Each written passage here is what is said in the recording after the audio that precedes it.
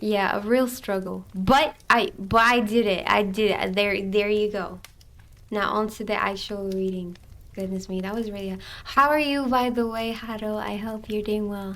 I love that you just join these streams, make me speak French, and that's it. Ahem. We were brought up together. There was not quite a year difference in our ages. I need not say that we were strangers to any species of disunion or dispute. Harmony was the soul of our companionship, and the diversity and contrasts that subsided in our characters drew us nearer together. Elizabeth was of a calmer and more concentrated disposition, but with all my ardor, I was capable of a more intense application.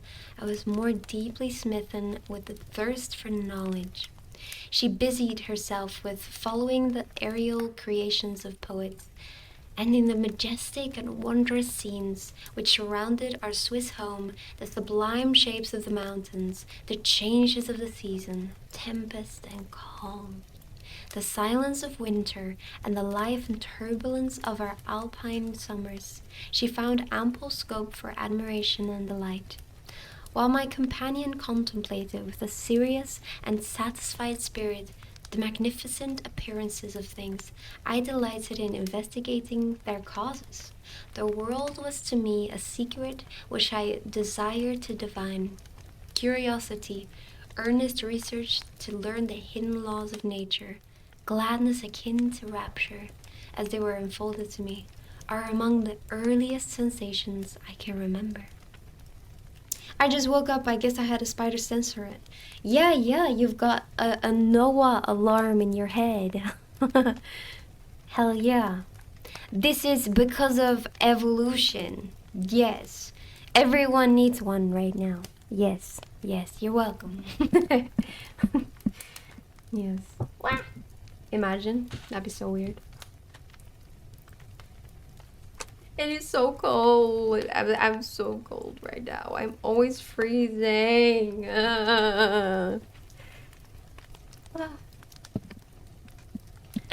It's just so sad that no matter how many things you put on, you just can't get warm.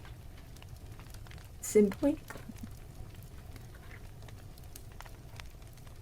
Him. On the birth of a second son, my junior by 7 years, my parents... Hi, Sparkling Water, how are you today? We're reading some Frankenstein today. My parents gave up entirely their wandering life and fixed themselves in their native country. We possessed a house in Geneva and a campagne on Belle Rive, the eastern shore of the lake, at the distance of rather more than a league from the city. We resided principally in the latter, and the lives of my parents were passed in considerable seclusion. It was my temper to avoid a crowd and to attach myself fervently to a few. I was indifferent, therefore, to my schoolfellows in general, but I united myself in the bonds of the closest friendship to one among them. Henry Cavill? No, Henry Clerval? Close enough, was the son of a merchant of Geneva. He was a boy of singular talent of fancy. Thank you for the follow. Zeri? Yes? Thank you. Welcome. You need to get warm from the inside. Try eating some of that burnt green. I didn't think you're supposed to eat that. But I already had dinner. I just wasn't really, hungry. I don't know. I've been really bloated lately. I don't know what I've been eating. But yeah, so I only had a little bit of pasta. And then I had some plum with yogurt. Very good, very good. Henry Clerval was the son of a merchant of Geneva. He was a boy of singular talent and fancy. He loved enterprise, hardship, and even danger for its own sake.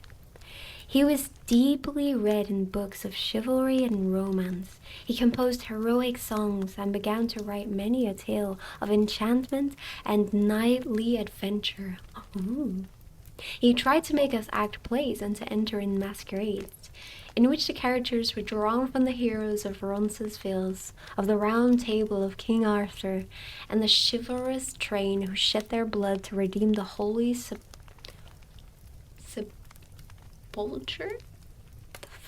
What is sepulchre?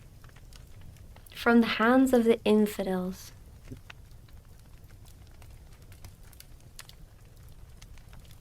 don't know what that means.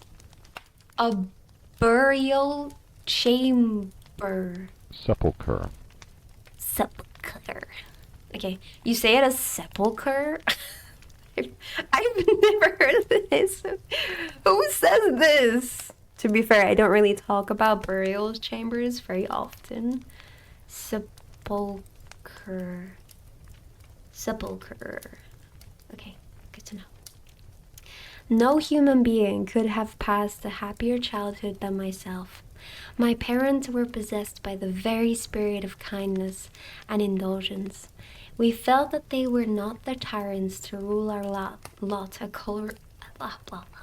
according to their caprice, but the agents and creators of all the many delights which we enjoyed. When I mingled with other families, I distinctly discerned how peculiarly fortunate my lot was, and gratitude assisted the development of filial love. My temper was sometimes violent, and my passions vehement, but by some law in my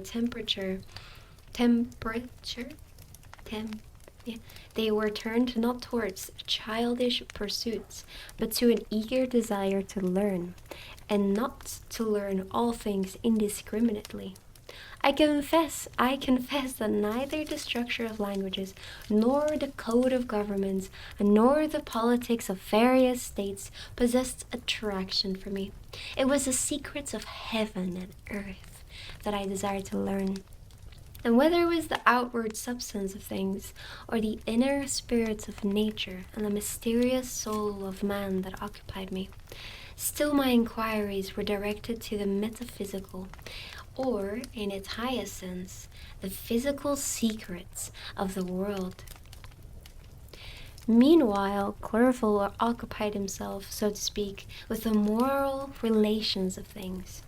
The busy stage of life, the virtues of heroes, and the actions of men were his theme, and his hope and his dream was to become one among those whose names are recorded in story as the gallant and adventurous benefactors of our species.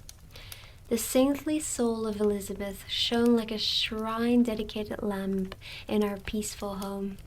Her sympathy was ours, her smile, her soft voice, the sweet glance of her celestial eyes were ever there to bless and animate us. She was the living spirit of love to soften and attract. I might have become sullen in my study, rough through the ardor of my nature, but that she was there to subdue me to a semblance of her own gentleness.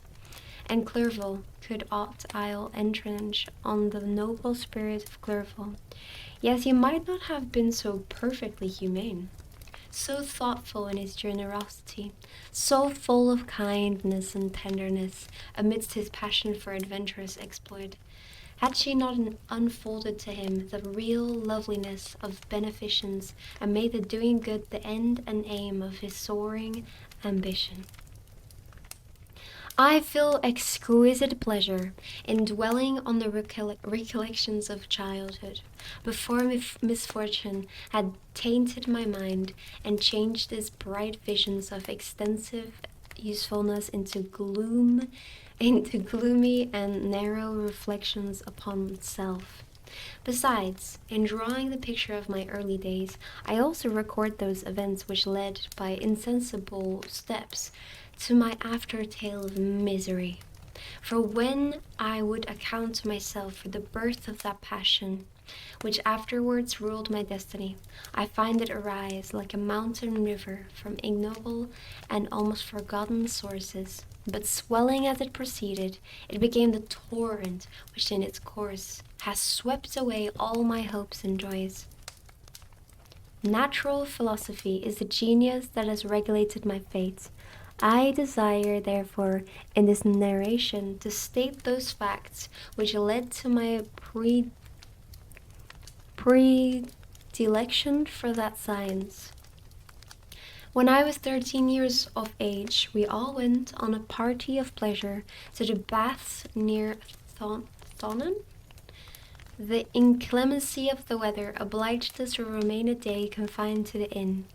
In this house, I chanced to find a volume of the works of Cornelius Agrippa. Wait, I know that name. Why do I know that name? I opened it with apathy. The theory which he attempts to demonstrate and the wonderful facts which he relates soon changed his feelings into enthusiasm. A new light seemed to dawn upon my mind, and bounding with joy, I communicated my discovery to my father. My father looked carelessly at the title page of my book and said, "Ah, Cornelius Agrippa. My dear Victor, do not waste your time on this. It is sad trash." That's so rude. Wow.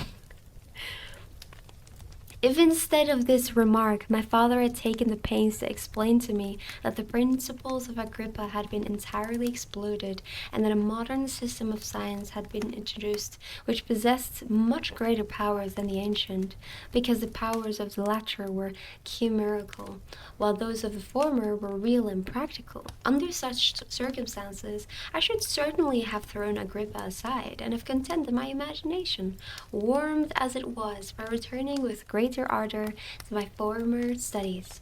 It is even possible that the train of my ideas would never have received the fatal impulse that led to my ruin. But the cursory glance my father had taken of my volume by no means assured me that he was acquainted with its contents, and I continued to read with the greatest avidity. When I returned home, my first care was to procure the whole works of this author, and afterwards of Paracelsus and Albertus Magnus. I read and studied the wild fancies of these writers with delight. They appeared to me treasures, known to few besides myself. I have described myself as always having been imbued with a fervent longing to penetrate the secrets of nature. In spite of the intense labor and wonderful discoveries of modern philosophers, I always came from my studies discontented and unsatisfied. Sir Isaac Newton is said to have avowed that he felt like a child picking up shells beside the great and unexplored ocean of truth. Those of his successors in each branch of natural philosophy with whom I was acquainted appeared even to my boy's apprehensions as heroes engaged in the same pursuit. The untaught peasant beheld the elements around him and was acquainted with their practical uses.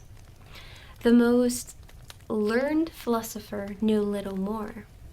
He had partially unveiled the face of nature, but her immortal lineaments were still a wonder and a mystery. He might dissect, anatomize, and give names, but not to speak of a final cause.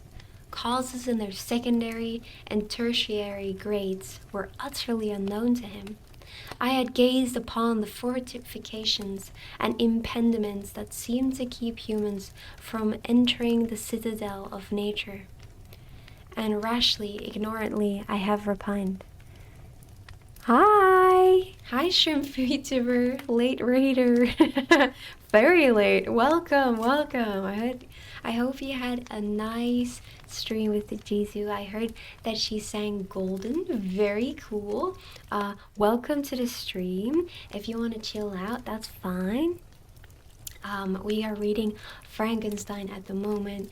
I usually stream Elder Scroll games, but I'm kind of trying to get into like new games because I've been playing Skyrim and like Morrowind and stuff for like years at this point. Like it's been, I think, 2 years since I started playing Skyrim and Morrowind like a year ago, and I kind of am trying to branch out a bit over time I have like tried other games. You know, I've played Undertale, I've played Outer Wilds.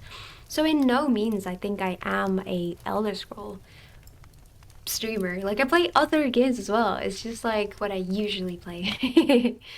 But yeah, so I'm trying to branch out. I'm trying to, you know, I'm kind of like a Disney star, and I'm trying to get it away from Disney. Yes. So we are reading books. um, yeah. I hope everyone's having a lovely night, and I hope you're all chilling out. Yes, very good. uh, I had gazed upon the fortifications and impediments that seemed to keep human beings from entering the citadel of nature, and rashly and ignorantly I had repined. But here were books, and here were men who had penetrated deeper and knew more. I took their word for all that they averred. I became their disciple. It may appear strange that such should arise in the 18th century, but while I followed the routine of education in the schools of Geneva, I was, to a great degree, self-taught with regard to my favorite studies. My father was not scientific, and I was left to struggle with a child's blindness, added to a student's thirst for knowledge. Under the guidance of my new preceptors, I entered with the greatest diligence into the search of the philosopher's stone and the elixir of life, but the latter soon obtained my undivided attention. Wealth was an inferior object, but what glory would attend the discovery if I could banish disease from the human frame and render man invulnerable to any but a violent death. Nor were these my only visions. The raising of ghosts or devils was a promise liberally accorded by my favorite authors, the fulfillment of which I most eagerly sought, and if my incantations were always unsuccessful, I attributed the failure rather to my own inexperience and mistake than to a want of skill or fidelity in my instructors. And thus, for a time, I was occupied by exploded systems, mingling like an unadept 1,000 contradictory theories, and floundering desperately in a very slough of multifarious knowledge, guided by an ardent imagination and childish reasoning. Ah! I'm doing okay. How are you? I've had a pretty okay day. Like, if the last few days have been exhausting, I've been a bit sleepy, but I feel like I finally got my sleep schedule, like, figured out, you know? Like, now I go to bed at 11. I used to go to bed at midnight, and even though that's, like, an hour apart, it really makes such a difference. It is insane. Like, I feel so much better. Like, I don't feel mega tired. It is crazy how much an hour can make. It really is. But yeah, so happy. I'm like, I feel, you know, like a human being again. I say this a lot lately, but I generally feel not like a human being when I'm like working and stuff. I don't know how to explain it. It's just kind of like you're like a machine, you know, getting everything done, and you're not, you know, really chilling out. And it makes you feel like not a person. I don't know how to say it, yeah. So it's nice to feel like a human being again. That's cool. Anyway, how are you? Should I call you Shrimp, by the way? Is that okay? Yes, let's continue. Him. And thus for a time I was occupied by exploded systems, mingling like an unadept 1,000 contradictory theories, and floundering desperately in a very slough of multifarious knowledge, guided by an ardent imagination and childish reasoning, till an accident again changed the current of my ideas. Oh my god, an accident! That's good, and just sleepy. I actually get that, though I'm usually up until 4 a.m. or longer sometimes. Jesus Christ. I would die, I think. I would die. What were you up? Blah, blah, blah, blah. Sorry, my camera couldn't see me. Why were you up for that late? What were you doing? Goodness. Or Could you just not sleep? Because that happens sometimes. I know a lot of people that have troubles with that. You can call me Shrimpy if you want. That's what everyone uses. Sure, I'll call you Shrimpy. Hell yeah. I see you that you are a VTuber as well. Does this mean that you are a shrimp VTuber? I can't say I don't think I've ever seen a shrimp VTuber, so that's very, very creative. I like that. When I was about 15 years old, we had retired to our house near Bellerive when we witnessed a most violent and terrible thunderstorm. It advanced from behind the mountain of Jura, and the thunder burst at once with frightful loudness from various quarters of the heavens. I remained while the storm lasted, watching its progress with curiosity and delight. As I stood at the door, on a sudden I beheld a stream of fire issue from an old and beautiful oak, which stood about 20 yards from our house. And so soon as the dazzling light vanished, the oak had disappeared, and nothing remained but a blasted stump. When we visited it the next morning, we found the tree shattered in a singular manner. It was not splintered by the shock, but entirely reduced to thin ribbons of wood. I never beheld anything so utterly destroyed. That's terrifying. Before this, I was not unacquainted with the obvious laws of electricity. On this occasion, a man of great research in natural philosophy was with us, and excited about this catastrophe, he entered on the explanation of a theory which he had formed on the subject of electricity and galvanism, which was at once new and astonishing to me. All that he said threw greatly into the shade Cornelius Agrippa, Albertus Magnus, and Paracelsus, the lords of my imagination, but by some fatality the overthrow of these men disinclined me to pursue my accustomed studies. It seemed to me as if nothing would or could ever be known. All that had so long engaged my attention suddenly grew despicable. By one of those caprices of the mind which we are perhaps most subject to in early youth, I at once gave up my former occupations, set down natural history and all its progeny as a deformed and abortive creation, and entertained the greatest disdain for a would-be science which could never even step within the threshold of real knowledge. In this mood of mind, I betook myself to the mathematics and the branches of study appertaining to that science as being built upon secure foundations, and so worthy of my consideration. Normally, I'm just watching streams, supporting friends. I'm also just used to staying up so late. It's been this way for a while. Well, that's my plan anyway, to become a shrimp. Oh, so you're not a shrimp YouTuber yet? But this is like, I suppose, the grounds for it, the layout. Exciting. But that's cute though, that you support friends. Very nice, very nice. When I'm free, I'll try to convince myself to sleep early, because honestly, I shouldn't have excuses to be doing something at 4 in the morning. Definitely not. And like, sleeping definitely keeps a person sane, I think lack of sleep just is really not good for the brain. Gives brain struggles, definitely, yes. So I would recommend this. I support this decision. Thus, strangely, are our souls constructed, and by such slight ligaments are we bound to prosperity or ruin. When I look back, it seems to me as if this almost miraculous change of inclination and will was the immediate suggestion of the guardian angel of my life, the last effort made by the spirit of preservation to avert the storm that was even then hanging in the stars and ready to envelop me.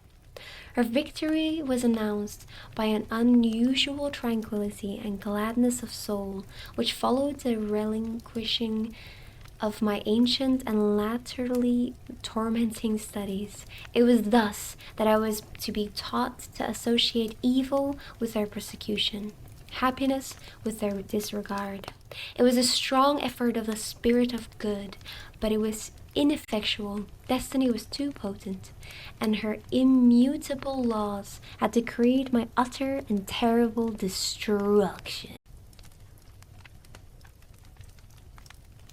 Right, I am back. Let's go back to reading, shall we? It's been ages. I feel like we always get lost in conversation, don't we? But that's a good sign, you know? I'm glad we can talk. It's good to talk sometimes. Right. Probably should focus on gathering more event tombstones for the rest of the night, since I like to get like that beautiful Eastern canopy bed that has actual life sakura trees. Damn, as corner pillars. That is sick. Chapter 3. When I had attained the age of 17, my parents resolved that I should become a student at the University of Ingolstadt. I had hitherto attended the schools of Geneva, but my father thought it necessary for the completion of my education that I should be made acquainted with other customs than those of my native country. Okay, that's fair. My departure was therefore fixed at an early date, but before the day resolved upon could arrive, the first misfortune of my life occurred, an omen, as it were, of my future misery. Elizabeth had caught the scarlet fever. Her illness was severe, and she was in the greatest danger. During her illness, many arguments had been urged to persuade my mother to refrain from attending upon her. She had at first yielded to our entreaties, but when she heard that the life of her favorite was menaced, she could no longer control her anxiety. She attended her sickbed. Her watchful attentions triumphed over the malignity of the distemper. Elizabeth was saved, but the consequences of this imprudence was fatal to her preserver. On the third day my mother sickened. Her fever was accompanied by the most alarming symptoms, and the looks of her medical attendants prognosticated the worst event. On her deathbed, the fortitude and benignity of this best of women did not desert her. She joined the hands of Elizabeth and myself. "My children," she said, "my firmest hopes of future happiness were placed on the prospect of your union. This expectation will now be the consolation of your father. Elizabeth, my love, you must supply my place to my younger children. Alas, I regret that I am taken from you, unhappy and beloved as I have been. Is it not hard to quit you all? But these are not thoughts befitting me. I will endeavor to resign myself cheerfully to death, and will indulge a hope of meeting you in another world." Oh, she died calmly, and her countenance expressed affection even in death. I need not describe the feelings of those whose dearest ties are rent by that most irreparable evil, the void that presents itself to the soul, and the despair that is exhibited on the countenance. It is so long before the mind can persuade itself that she whom we saw every day, and whose very existence appeared a part of our own, can have parted forever. That the brightness of a beloved eye can have been extinguished, and the sound of a voice so familiar and dear to the ear can be hushed, never more to be heard. These are the reflections of the first days, but when the lapse of time proves the reality of evil, then the actual bitterness of grief commences. Yet from whom has not that rude hand rent away some dear connection? And why should I describe a sorrow which all have felt and must feel? The time at length arrives when grief is rather an indulgence than a necessity. and the smile that plays upon the lips, although it may be deemed a sacrilege, is not banished. My mother was dead, but we had still duties which we ought to perform. We must continue our course with the rest and learn to think ourselves fortunate whilst one remains whom the spoiler has not seized. My departure for Ingolstadt, which had been deferred by these events, was now again determined upon. I obtained from my father a respite of some weeks. It appeared to me sacrilege so soon to leave the repose, akin to death, of the house of mourning, and to rush into the thick of life. I was new to sorrow, but it did not the less alarm me.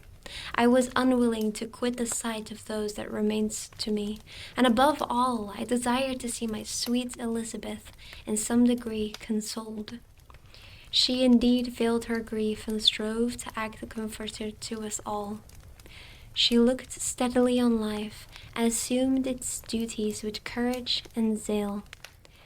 Zeal? She devoted herself to those whom she had been taught to call her uncle and cousins.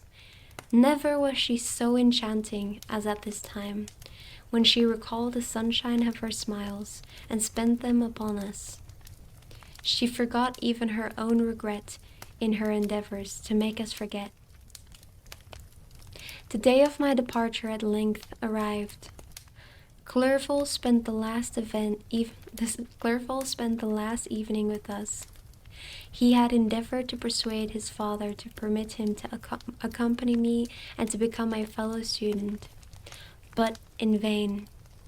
His father was a narrow-minded trader, and saw idleness and ruin in the aspirations and ambition of his son.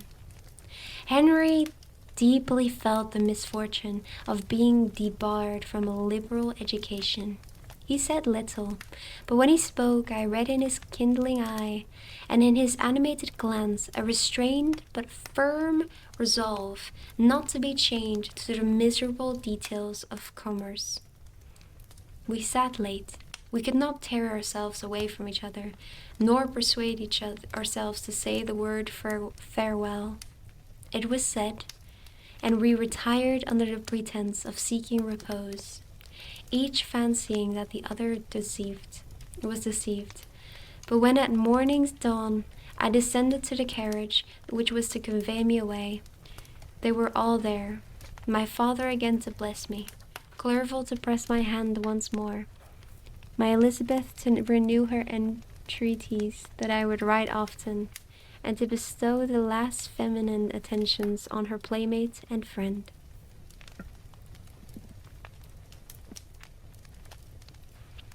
I threw myself into the chaise that was to convey me away, and indulged in the most melancholy reflections.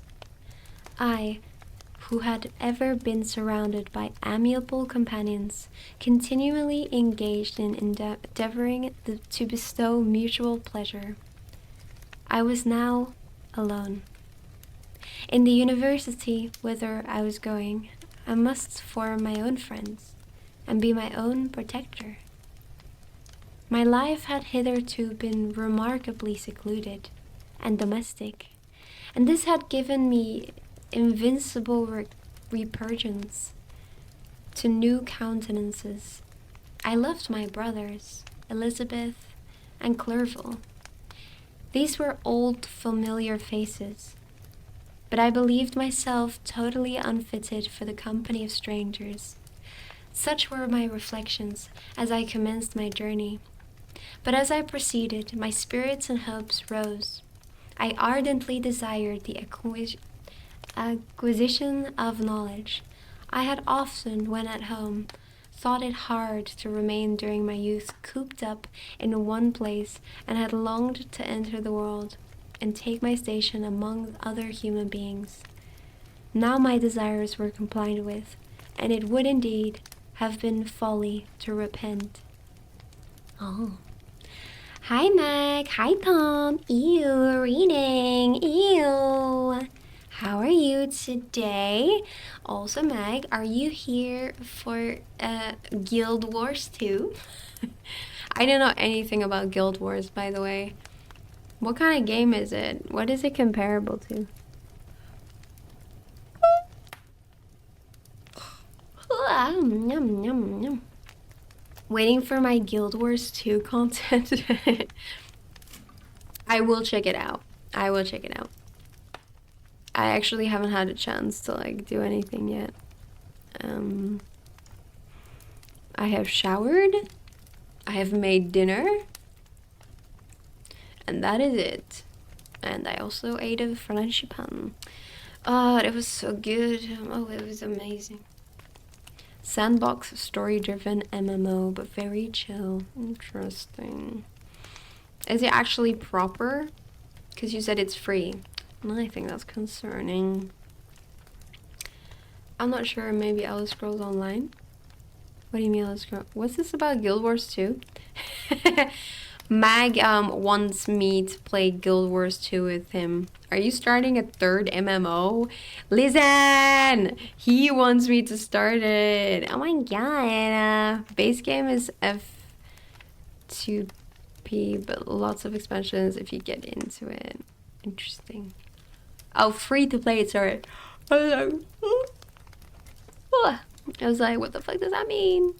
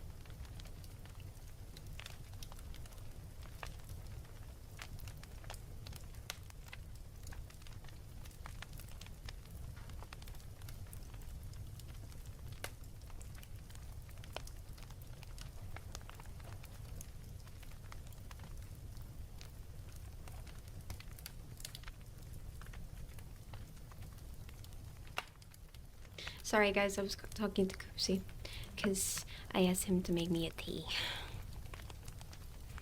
Sorry, when Koopsie comes in, I mute because obviously it's a private conversation. But yeah, I was asking for a tea. I was like, please make me a tea, I am so cold. He's making me a chamomile. Oh yeah. Oh yeah, very nice. He was asking if you installed Guild Wars 2, wasn't he? Because he's playing as well. He's not playing. He hasn't said yes. I doubt he will. I mean, he might actually. He might indulge you. I don't know. He's too addicted to League. I think you'll have to like convince him to stop playing League first. It's always League first, even before me. Yes. Yes.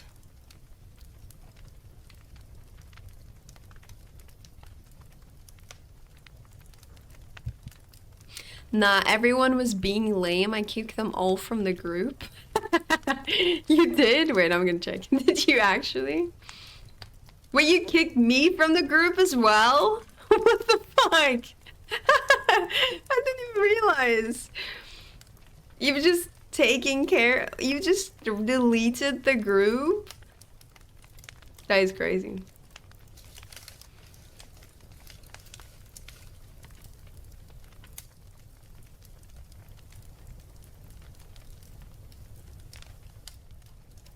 I really need to make a book club, like, role. I need to figure out how to do that. I'm gonna ask Koopsie. He knows things. Yeah, I'm gonna make a book club role, so I have to, like, stop remembering who's in the book club, and I could just tag, like, book club.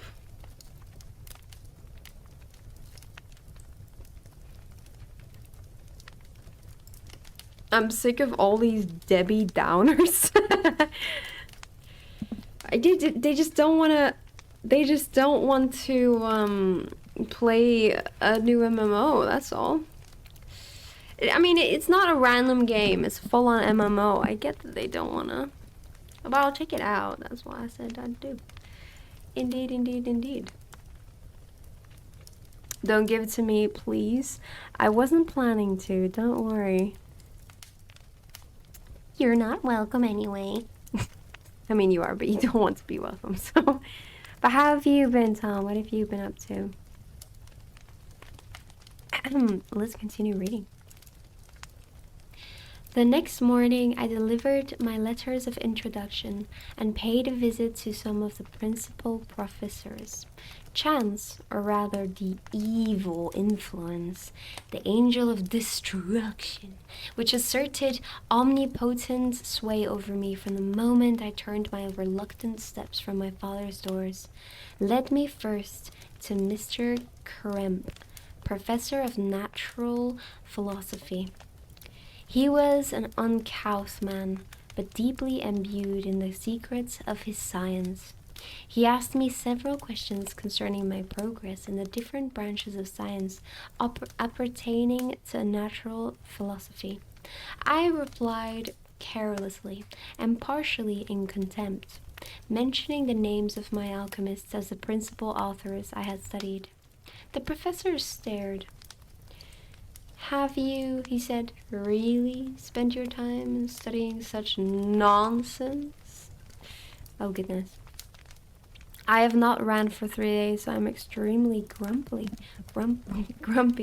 How come you haven't run? Have you just not had any time, or did you just not want to? What happened?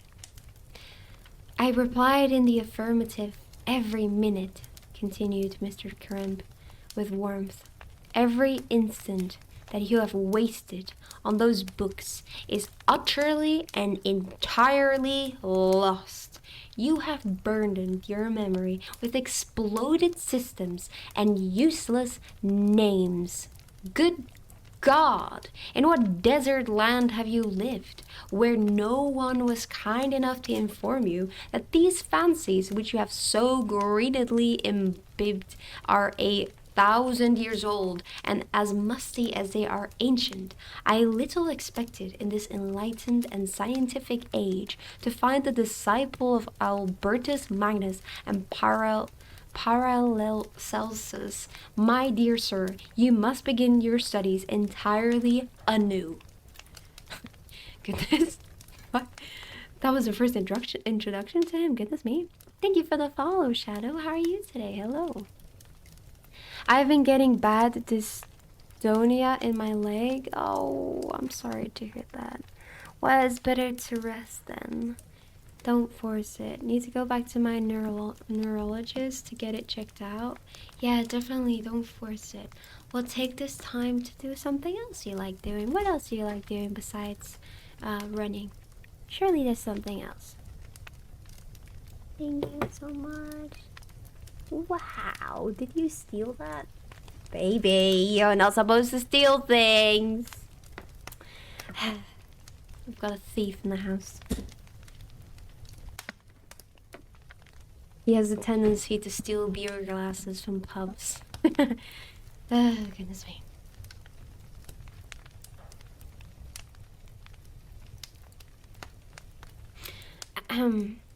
So saying, he stepped aside and wrote down a list of several books treating of natural philosophy which he desired for me to procure, and dismissed me after mentioning that in the beginning of the following week he intended to commence a course of lectures upon natural philosophy in its general relations, and that Mr. Waldman, a fellow professor, would lecture upon chemistry the alternate days that he omitted. I returned home, not disappointed, for I have said that I had long considered those authors useless whom the professor reprobated. But I returned not at all the more inclined to recur to these studies in any shape. Mr. Kremp was a little squat man with a gruff voice and a repulsive countenance. The teacher... Oh, thank you for subscribing, Tom. Thank you. 5 months already, eh? It's almost been half a year. It's gone so fast, don't you think? Goodness me. Welcome to the gang. Welcome to the gang. We've welcomed a lot of people to the gang today. Thank you so much. I appreciate it. Ahem. Has been following for 1 year and 5 months. That's crazy. Took you a year to join the show. Well, I think you were lurking for a long time, weren't you? Which is crazy to think, honestly. It's so weird to me that, like, some people will lurk for that long and never say anything. Really makes you think, like, who's watching me, you know?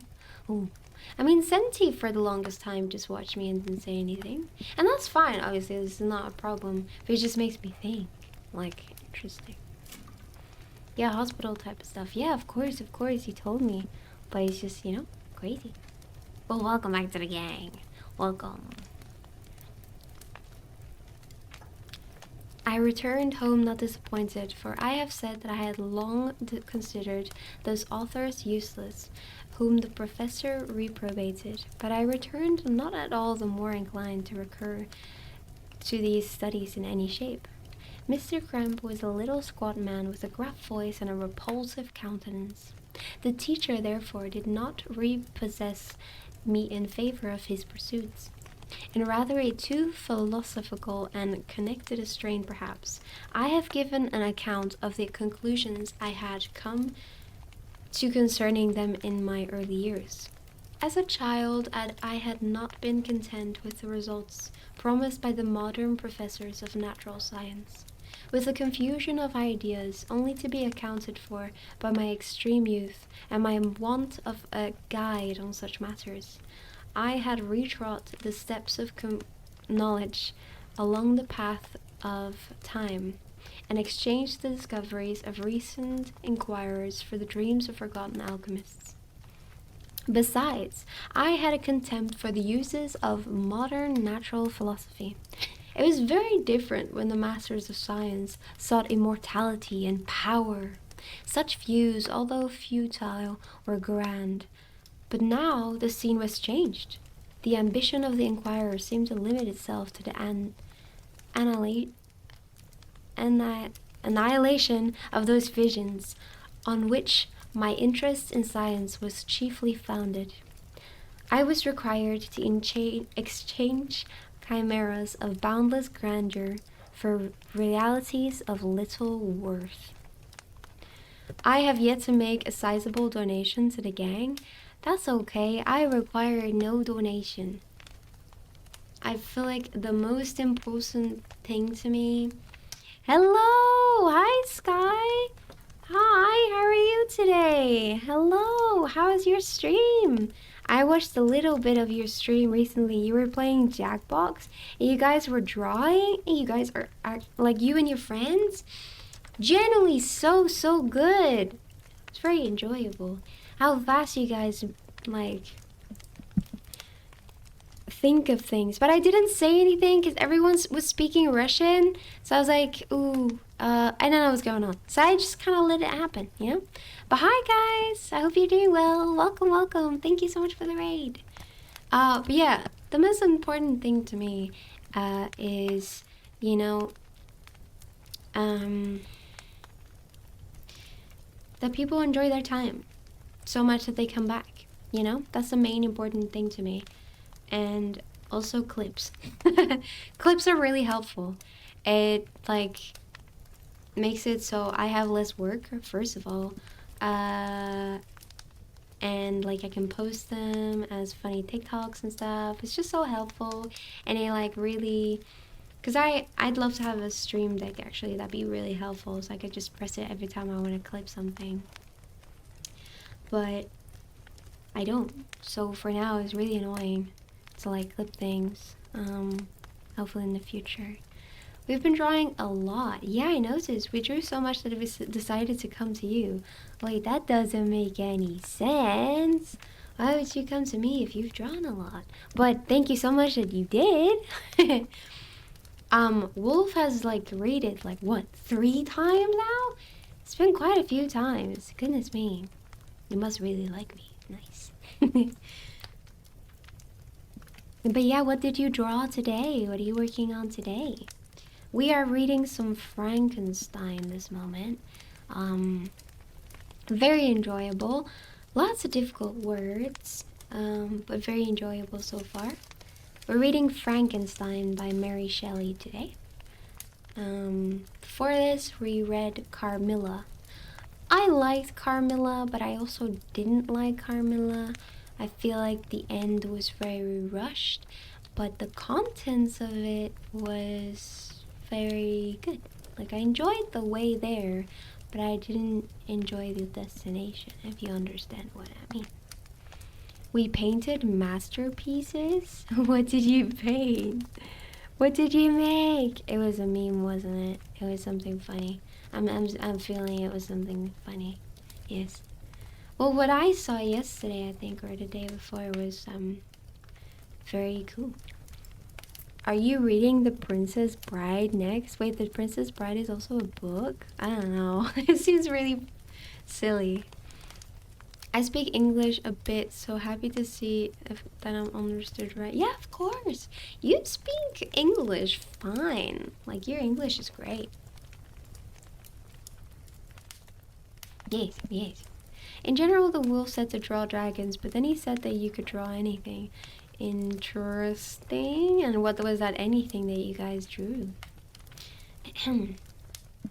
Such were my reflections during the first 2 or 3 days of my residence at Ingolstadt, which were chiefly spent in becoming acquainted with the localities and the principal residents in my new abode.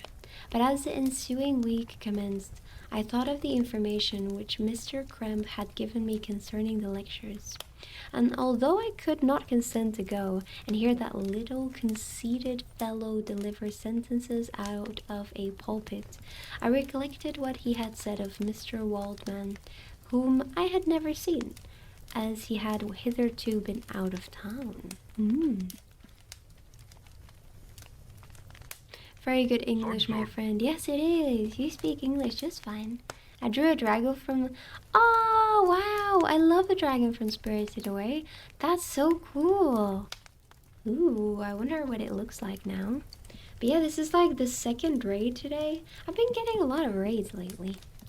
Yeah, it's very good luck lately. Goodness me. So thank you so much. Guys, please do follow Sky. He has really cool drawings. He does speak Russian in his streams, I think, most of the time. So if you don't speak Russian, that might be difficult. But if you just want to watch something, draw something cool, definitely cool. Getting the exposure you deserve. Yeah, definitely, definitely. Oh, wait. What, me? No, no, no, no, no. I don't think my streams are very impressive or anything. I think there's much cooler streamers out there, but I appreciate it. I'm glad you guys enjoy my streams. I don't really do very much, and I'm always late, so I don't know why you're still here. If this was a job, I would have been fired like a long time ago. But, I mean, I still show up. It's not like I don't show up. I mean, sometimes I don't show up. But I do tell you that I'm not going to show up. But I'm usually like 15 or 20 minutes late, and that's pretty bad, I think. But honestly, maybe in my description on my... I've been thinking about this. Maybe in my description of my Twitch account, I should say, take all my time schedules plus 15 minutes.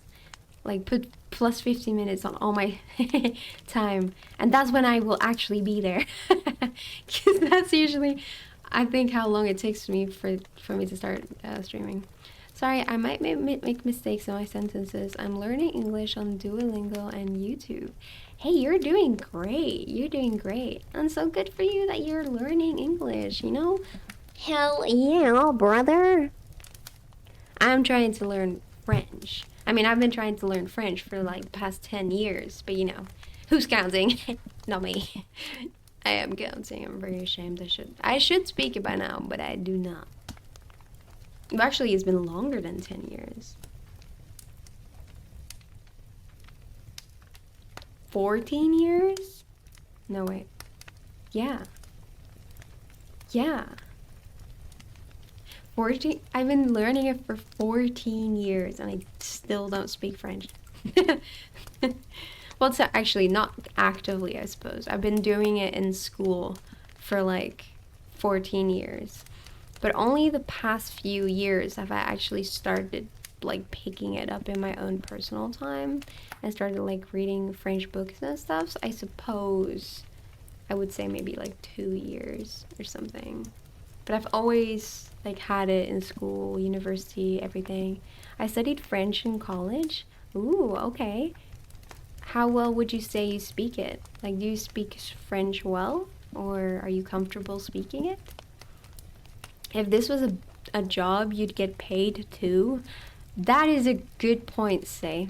Maybe I should say that next time you guys complain that I'm late. I'll be like, pay me then. Yeah, it's pretty good. Giving fuel to the fire.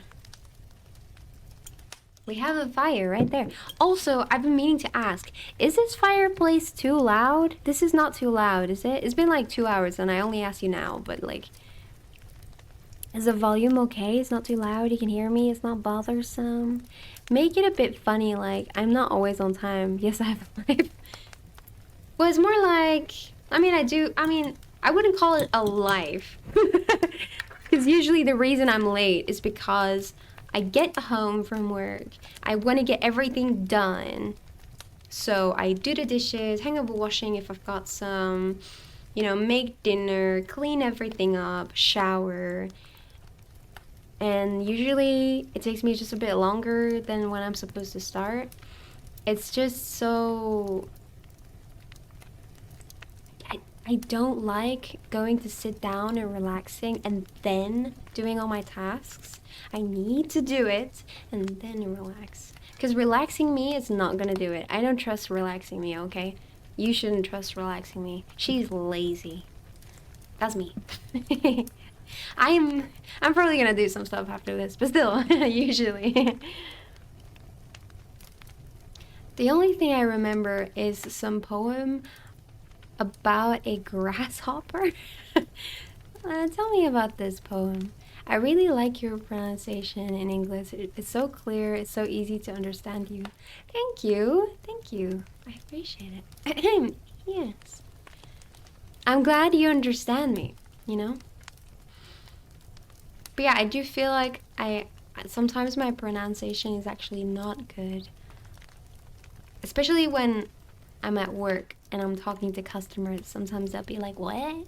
What? What did you say? So maybe that's why I try to pronounce everything very clearly. Yes. If you were on time, I'd have to stop posting Mr. Bean gifts. And is that bad?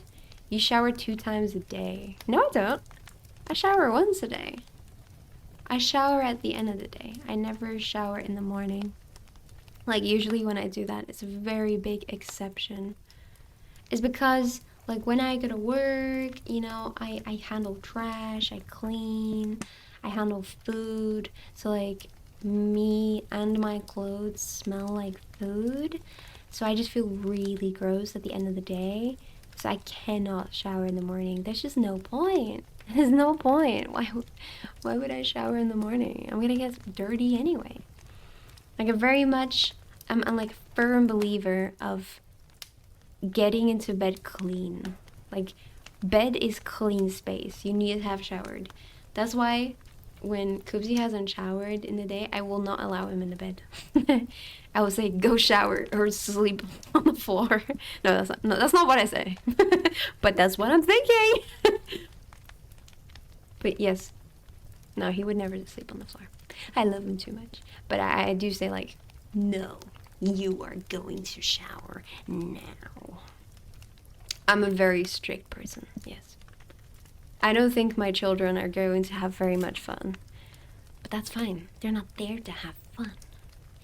They're there to obey. Sounds so evil. But I do think I'm gonna be strict.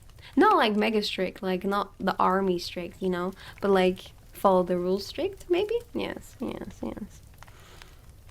Should I write you a poem in French? I just don't know if I can write it in English. Yeah, write me the poem in French, please. I guess it depends on your career. Yeah, well, no, actually, I kind of just always have done that. I just always feel gross when I go outside, you know? Like when I went to university, I would get a bit sweaty, because like I'd have to walk really fast to get to school, and then I'd have to sit on public transport and all that. And it just makes me, I don't know, when you go outside, you get dirty because you touch so many things, and it makes me feel a bit gross. I just kind of need to shower. I feel like it's also a good like reset after a long day. Like you kind of just shower your troubles away. Do you know what I mean? Like I think it's good to shower at the end of the day as like a clear separation between that and this, like now it's over. You're someone else now. Are you talking about your boyfriend, so that he takes a shower and sleeps on the bed with you, or that he doesn't shower and sleeps on the floor? I am talking about my partner, yes, my boyfriend. It's just like when he has a day that he hasn't showered. This doesn't happen, by the way. It has happened like once, twice or something in like our entire relationship. Like he showers, don't worry, he's a clean person. That's not what I'm trying to say. But if he hasn't showered, I won't allow him in the, like I'll tell him to shower.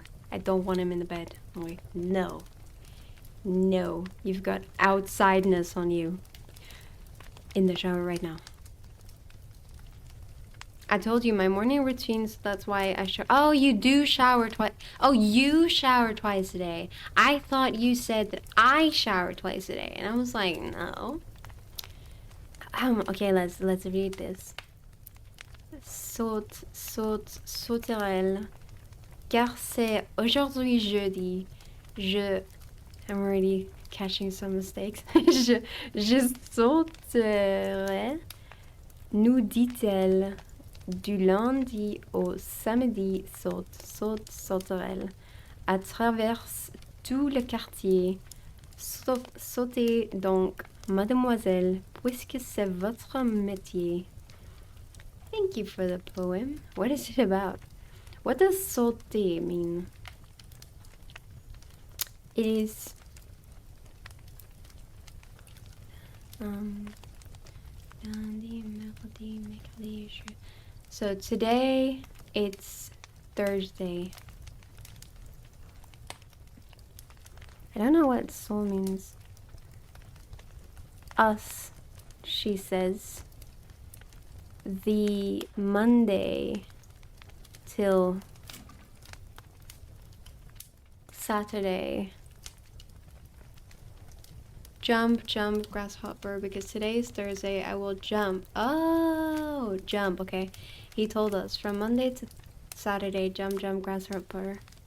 Sauterelle. Interesting. So, sauterelle. Oh, wow. Okay, that's fun. I like that. Across the whole countryside, jump, mademoiselle, because this is your profession. I translated this especially for you. Thank you. I appreciate you translating that. Yes, I did not know the word for jump. That is so funny though, that jump and grasshopper are like similar words. I suppose because they are the similar league. That is fun. I like that. Thank you, Mira. And thank you for the follow as well, by the way. ChatGPT. What is? But thank you. Okay, let's continue reading as well. I don't want to neglect this book too much. We are definitely yappers. I feel like I'm not good at concentrating. I feel like I constantly talk to you, but I suppose that's the point of the stream, isn't it? So that's okay. Also, we're getting so many followers nowadays. It's making me really happy. It really seems like we might get to 900 before the year ends. But then again, we've only got like a little more than a month left, so I don't know. We'll see. But that'd be so fun, because I said if we get to 900 followers, I will do a karaoke stream. If we get to 1,000 followers, I will do another live cooking stream. Yes. So goodness me. But the condition is that it has to be by the end of the year. Otherwise, no.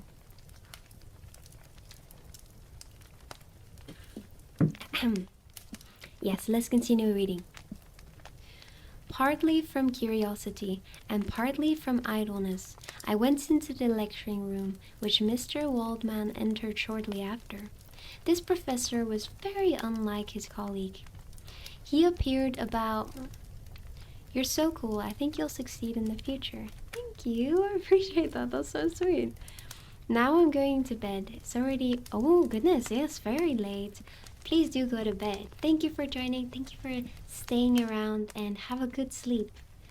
How do you say goodbye in Russian? I know privet is hello. I know kagdila is how are you, but I don't know what goodbye is. Do write it in like non-Russian letters, because obviously I can't speak Russian letter. I can't read Russian letters. If you can, if you want to. Poka. Ah, poka. Okay, nice. Thank you. Poka. Yes. Good to know. Good to know. My Russian friend. Yes. Good night. Have a good eve. Let's continue. Sorry. He appeared... Wait, what time is it? 22, so that's... 37. He appeared about 50 years of age, but with an aspect expressive of the greatest benevolence. Boobs. A few gray hairs covered his temples, but those at the back of his head were nearly black. Boobs. His person was short, but remarkably erect, and his voice the sweetest I had ever heard. Boobs. He began his lecture by a recapitulation of the history of chemistry and the various improvements made by different men of learning. Boobs. Right now.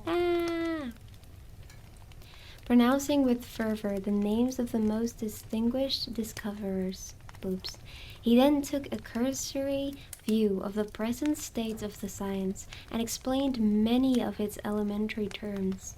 After having made a few preparatory experiments, he concluded with a panegyric upon modern chemistry, the terms of which I shall never forget. Boobs. The ancient teachers of this science, said he, promised impossibilities and performed nothing. Boobs. The modern masters promise very little. They know that metals cannot be transmuted and that the elixir of life is a chimera, but these philosophers, boobs, whose hands seem only made to dabble in dirt and their eyes to pore over the microscope or crucible, have indeed performed miracles. Boobs. They penetrate into the recesses of nature and show how she works in her hiding places. Boobs. They ascend into the heavens. They have discovered how the blood circulates and the nature of the air we breathe. Boobs. They have acquired new and almost unlimited powers. They can command the thunders of heavens. Boobs. Mimic the earthquake and even mock the invisible world with its own shadows. Boobs. Such were the professor's words. Rather, let me say, such the words of the fate announced to destroy me. Boobs. As he went on, I felt as if my soul were grappling with a palpable enemy. One by one, the various keys were touched which formed the mechanism of my being. Boobs. Chord after chord was sounded, and soon my mind was filled with one thought, one conception, one purpose. Boobs. So much has been done, exclaimed the soul of Frankenstein. More, far more, will I achieve. Boobs. Treading in the steps already marked, I will pioneer a new way, explore unknown powers, and unfold the world, the deepest mysteries of creation, boobs. I closed not my eyes that night, boobs. My internal being was in a state of insurrection and turmoil, boobs. I felt that order would thence arise, but I had no power to produce it. By degrees, after the morning dawn, sleep came, boobs. I awoke, and my yesternight's thoughts were as a dream, boobs. There only remained a resolution to return to my ancient studies and to devote myself to science, for which I believed myself to possess a natural talent, boobs. On the same day, I paid Mr. Waldman a visit, boobs. His manners in private were even more mild and attractive than in public, for there was a certain dignity in his mien during his lecture, which in his own house was replaced by the greatest affability and kindness, boobs. I gave him pretty nearly the same account of my former pursuits as I had given to his fellow professor, boobs. He heard with attention the little narration concerning my studies, and smiled at the names of Cornelius Agrippa and Paracelsus, but without the contempt that Mr. Kremp had exhibited, boobs. I was going to ask if I could join the Minecraft server, by the way. If it's not, it's fine. I can make a mod on my own instead, but I would rather play on yours. Like I've said before, it is not my Minecraft server. It is Say's Minecraft server.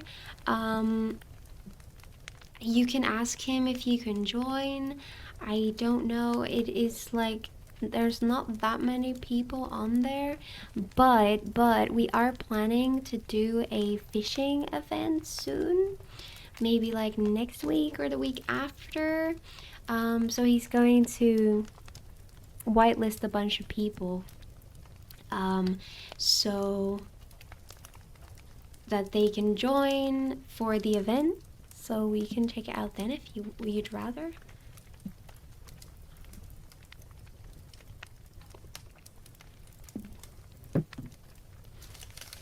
But yeah, definitely be if you do join the server, definitely be respectful to all the builds, of course. Like, don't destroy anything, and ask help if you need to, you know. But yeah, obviously it is Say's server, so he makes the rules. Yes. He said that these were men to whose indefatigable zeal modern philosophers were indebted for most of the foundations of their knowledge, boobs. They had left to us as an easier task to give new names and arrange in connected classifications the facts which they in a great degree had been the instruments of bringing to light, boobs. The labors of men of genius, however, erroneously directed, scarcely ever fail in ultimately turning to the solid advantage of mankind, boobs. I listened to his statement, which was delivered without any presumption or affection, boobs, and then added his lecture that his lecture had removed my prejudices against modern chemists, boobs. I expressed myself in measured terms, with the modesty and deference due from a youth to his instructor, without letting escape inexperience in life would have made me ashamed any of the enthusiasm which stimulated my intended labors, boobs. I requested his advice concerning the books I ought to procure, boobs. I'm glad you can join, Tom. What are you gonna do when you join? What kind of Minecraft player are you? I am happy, said Mr. Waldman, to have gained a disciple, and if your application equals your ability, I have no doubt of your success, boobs. Chemistry is that branch of natural philosophy in which the greatest improvements have been and may be made, boobs. It is on that account that I have made it my peculiar peculiar study, but at the same time, I have not neglected the other branches of science, boobs. A man would make but a very sorry chemist if he attended to that department of human knowledge alone, boobs. If your wish is to become really a man of science and not merely a petty experimentalist, I should advise you to apply to every branch of natural philosophy, including mathematics.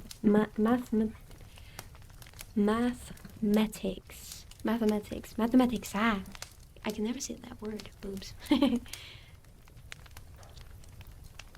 He then took me into his laboratory and explained to me the uses of his various machines, instructing me as to what I ought to procure, and promising me the use of his own when I should have advanced far enough in the science not to derange their mechanism.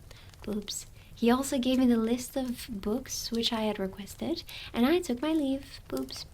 Thus ended a day memorable to me. It decided my future destiny. Boobs. Ooh, exciting. I never really realized how deep this book actually goes into, like, the science of things. Because I feel like, you know, the movies obviously show the science of it, but it's very much more the fantasy element that is always shown, and not how, like, well, kind of how thorough this book is written. And I kind of like it, to be honest. Like, you can clearly tell, like, the passion that Victor holds for science and everything. And it's just really cute. I don't know. I think hearing and reading about people's passion is always very inspiring.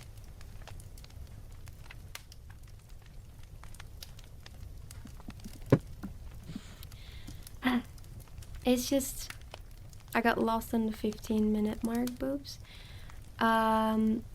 Well, it's till 37, boobs. So it's like 5 more minutes, boobs. Yes.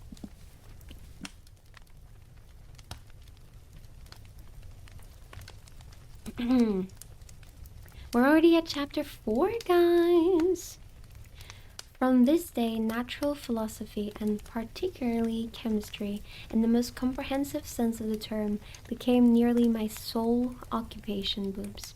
I read with ardor those works, so full of genius and discrimination, which modern inquirers have written on these subjects, boobs.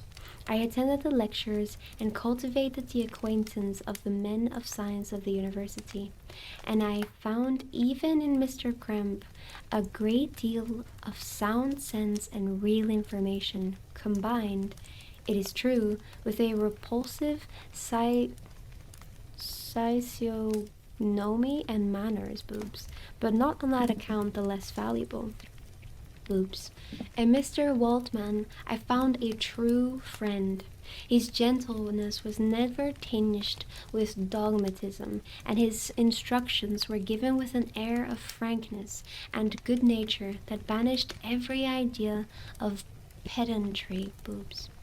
In 1,000 ways he smoothed for me the path of knowledge and made the most abstruse inquiries clear and facile to my apprehension, boobs. My application was at first fluctuating and uncertain, boobs. It gained strength as I proceeded, and soon became so ardent and eager that the stars often disappeared in the light of morning whilst I was yet engaged in my laboratory, boobs. Thank you for the hydrate. I will drink my tea.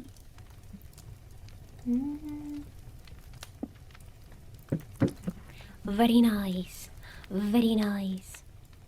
Actually, I've been thinking maybe I should wear glasses for this kind of stream. Do I even have glasses? No, I don't have normal glasses. I will look into it.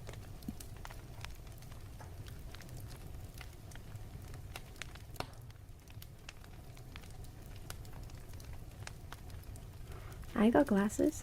I've got glasses too. No way, what a coincidence, boobs.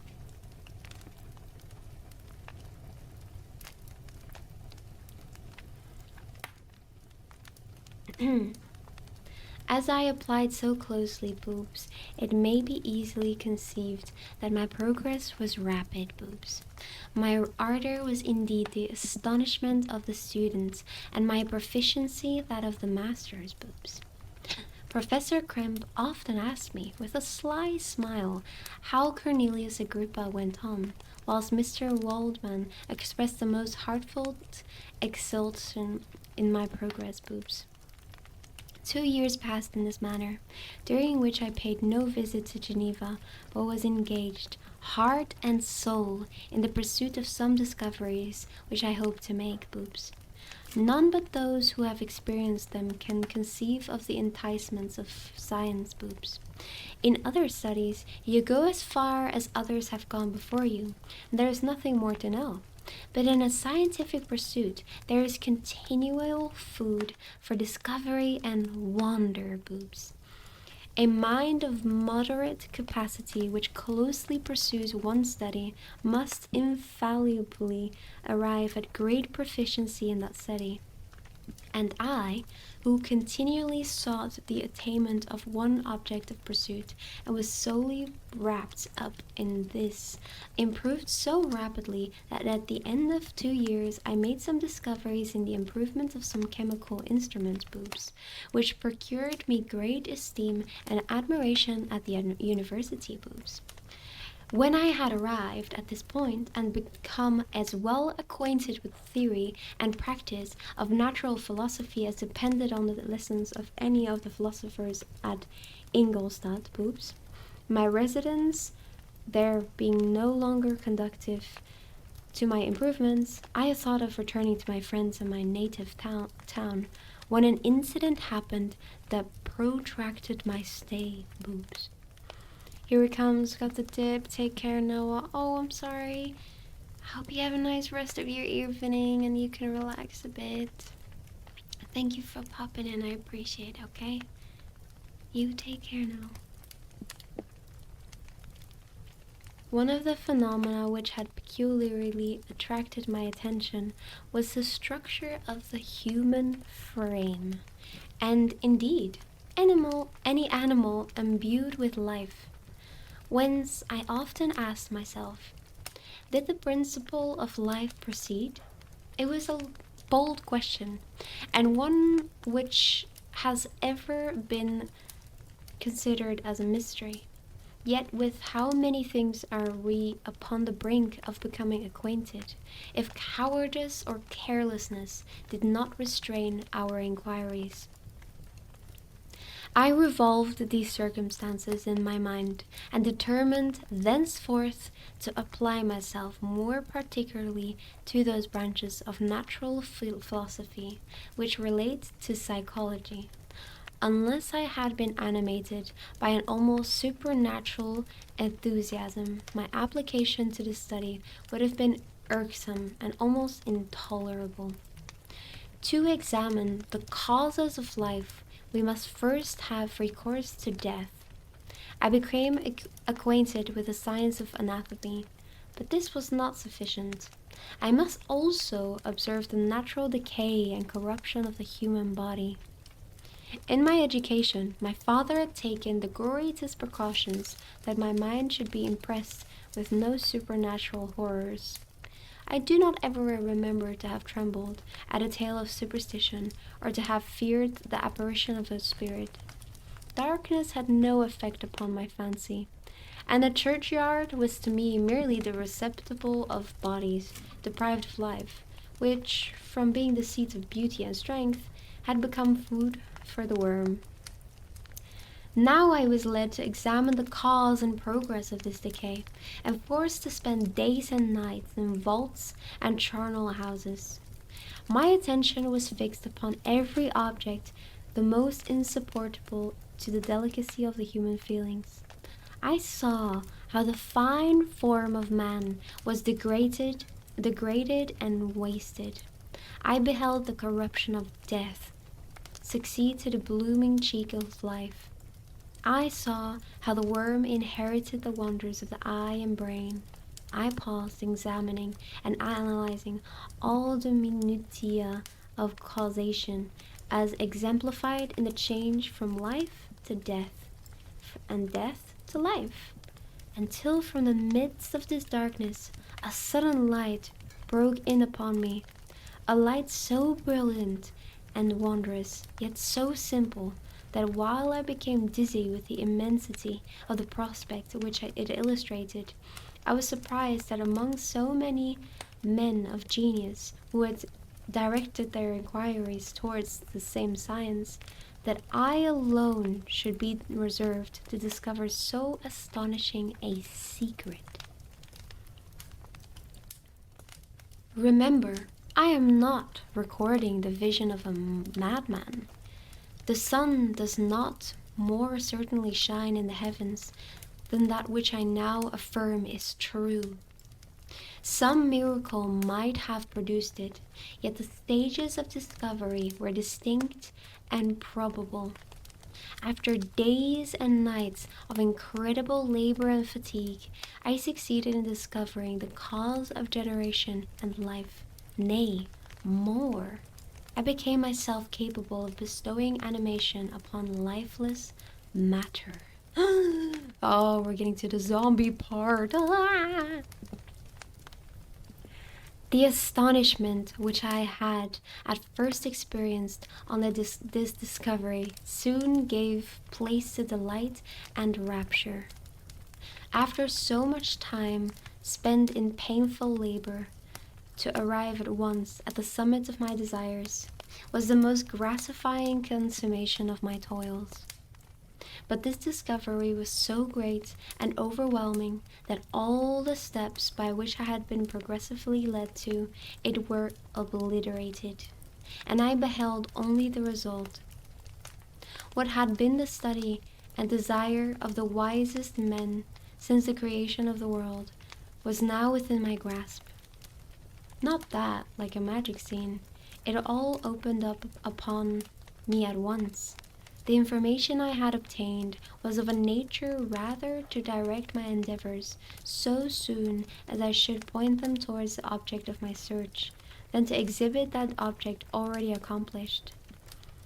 I was like the Arabian who had been buried with the dead and found a passage to life, aided only by one glimmering and seemingly ineffectual light. I see by your eagerness and the wonder and hope which your eyes express, my friend, that you expect to be informed of the secret with which I am acquainted. That cannot be.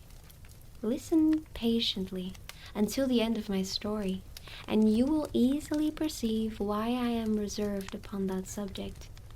I will not lead you on, unguarded and ardent as I then was, to your destruction and infallible misery. Learn from me, if not by my precepts, at least by my example, how dangerous is the acquirement of knowledge, and how much happier that man is who believes his native town to be the world, than he who aspires to become greater than his nature will allow. Ooh, that's a good quote. I like that. Goodness me.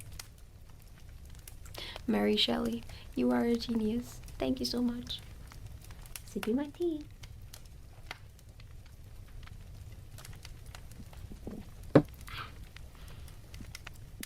When I found so astonishing a power placed within my hands, I hesitated a long time concerning the manner in which I should employ it. Although I possessed the capacity of bestowing animation, yet to prepare a frame for the reception of it,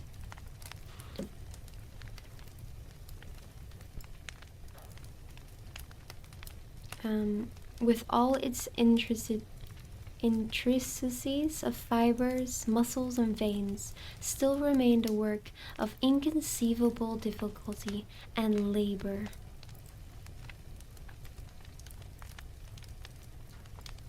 Sorry, I'm just gonna find a different fireplace.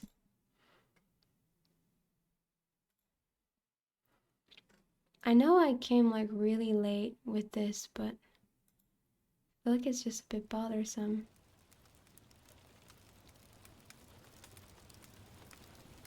This is much better. This is so much better. Goodness me. I'm so sorry that you had to listen to that this whole time. I hope it wasn't too bad. Now we need to see the window. It's like a really cute window.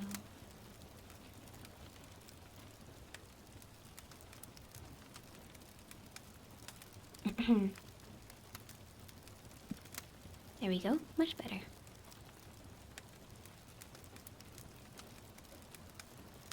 Should have done this ages ago, really. Feels like I'm in the room as well, you know what I mean? I doubted at first whether I should attempt the creation of a being like myself, or one of simpler organization, but my imagination was too much exalted by my first success to permit me to doubt of my ability to give life to an animal as complex and wonderful as man. The materials at present within my command hardly appeared adequate to so arduous an undertaking. But I doubted not that I should ultimately succeed. I prepared myself for a multitude of reverses. My operations might be incessantly baffled, and at last my work be imperfect. Yet when I consider the improvements which every day takes place in science and mechanics, I was encouraged to hope my present attempts would at least lay the foundations of future success. Nor could I consider the magnitude and complexity of my plan as any argument of its impracticability. It was with these feelings that I began the creation of a human being. As the minuteness of the parts formed a great hindrance to my speed, I resolved, contrary to my first intention, to make the being of a giant stature, that is to say, about 8 feet in height, and proportionably large. After having formed this determination, and having spent some months in successfully collecting and arranging my materials, I began. No one can conceive the variety of feelings which bore me onwards, like a hurricane, in the first enthusiasm of success. Life and death appeared to me ideal bounds, which I should first break through, and pour a torrent of fight into our dark world. A new species would bless me as its creator and source. Many happy and excellent natures would owe their being to me. No father could claim the gratitude of his child so completely as I should deserve theirs. Pursuing these reflections, I thought that if I could bestow animation upon lifeless matter, I might in process of time renew life where death has apparently devoted the body to corruption. These thoughts supported my spirits, while I pursued my undertaking with unremitting ardor. My cheek had grown pale with study, and my person had become emaciated with confinement. Sometimes, on the very brink of certainty, I failed. Yet still I clung to the hope which the next day or the next hour might realize. One secret which I alone possessed was the hope to which I had dedicated myself, and the moon gazed on my midnight labors, while with unrelaxed and breathless eagerness I pursued nature to her hiding places. Who shall conceive the horrors of my secret toil as I dabbled among the unhallowed damps of the grave, or tortured the living animal to animate the lifeless clay? My limbs now tremble, and my eyes swim with the remembrance, but then a resistless and almost frantic impulse urged me forward. I seemed to have lost all soul or sensation but for this one pursuit. It was indeed but a passing trance that only made me feel with renewed acuteness so soon as, the unnatural stimulus ceasing to operate, I had returned to my old habits. I collected bones from charnel houses and disturbed with profane fingers the tremendous secrets of the human frame. In a solitary chamber, or rather cell, at the top of the house and separated from all the other apartments by a gallery and staircase, I kept my workshop of filthy creation. My eyeballs were starting from their sockets and attending to the details of my employment. The dissecting room and the slaughterhouse furnished many of my materials, and often did my human nature turn with loathing from my occupation, whilst, still urged on by an eagerness which perpetually increased, I brought my work near to a conclusion. These summer months passed while I was thus engaged, heart and soul, in one pursuit. It was a most beautiful season. Never did the fields bestow a more plentiful harvest, or the vines yield a more luxuriant vintage. But my eyes were insensible to the charms of nature, and the same feelings which made me neglect the scenes around me caused me also to forget those friends who were so many miles absent, and whom I had not seen for so long a time. I knew my silence disquieted them, and I well remembered the words of my father. I know that while you are pleased with yourself, you will think of us with affection, and we shall hear regularly from you. You must pardon me if I regard any interruption in your correspondence as a proof that your other duties are equally neglected. Oh, goodness. I knew well, therefore, what would be my father's feelings, but I could not tear my thoughts from my employments, loathsome in itself, but which had taken an irresistible hold of my imagination. I wished, as it were, to procrastinate all that related to my feelings of affection until the great object which swallowed up every habit of my nature should be completed. I then thought that my father would be unjust if he ascribed my neglect to vice or faultiness on my part, but I am now convinced that he was justified in receiving that I should not be altogether free from blame. A human being in perfection ought always to preserve a calm and peaceful mind, and never to allow passion or transitory desire to disturb his tranquility. I do not think that the pursuit of knowledge is an extension of this rule. If the study to which you apply yourself has a tendency to weaken your affections and to destroy your taste for those simple pleasures in which no alloy can possibly mix, then that study is certainly unlawful, that is to say, not befitting the human mind. If this rule was always observed, if no man allowed any pursuit whatsoever to interfere with the tranquillity of his domestic affections, Greece had not been enslaved, Caesar would have spared his country, America would have been discovered more gradually, and the empires of Mexico and Peru had not been destroyed. But I forget that I am moralizing in the most interesting part of my tale, and your looks remind me to proceed. My father made no reproach in his letters, and only took notice of my silence by inquiring into my occupations, more particularly than before. Winter, spring, and summer passed away during my labors, but I did not watch the blossom or expanding leaves, sights which before always yielded me supreme delight. So deeply was I engrossed in my occupation.